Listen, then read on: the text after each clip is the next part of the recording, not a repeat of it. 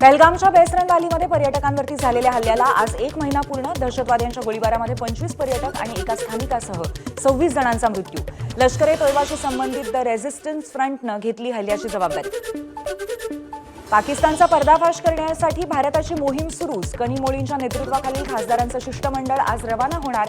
संजय झा आणि श्रीकांत शिंदेंच्या नेतृत्वाखालचं शिष्टमंडळ कालच रवाना.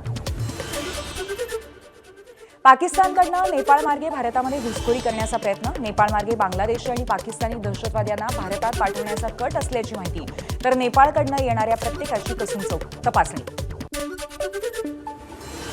भारतानंतर आता अफगाणिस्तानकडनं पाकिस्तान विरुद्ध जलयुद्धाची तयारी. पाकिस्तानला जाणारा पाणीपुरवठा रोखण्यासाठी धरणं बांधण्याची अफगाणिस्तानची योजना.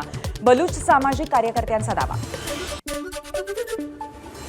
कान्स फिल्म फेस्टिव्हलमध्ये ऑपरेशन सिंदूरची झलक. ऐश्वर्या राय, अदिती राव हैदरी यांची सिंदूर लुकमधनं एंट्री. भारतीय संस्कृतीचं जागतिक मंचावरती दर्शन. देशभरामध्ये भारत जिंदाबाद यात्रेचं आयोजन. ऑपरेशन सिंदूरनंतर देशभर जनजागृती आणि देशभक्तीचा संदेश देण्यासाठी यात्रा काढणार. केंद्रीय राज्यमंत्री रामदास आठवलेंची घोषणा. एबीपी माझा, उघडा डोळे बघा नीट.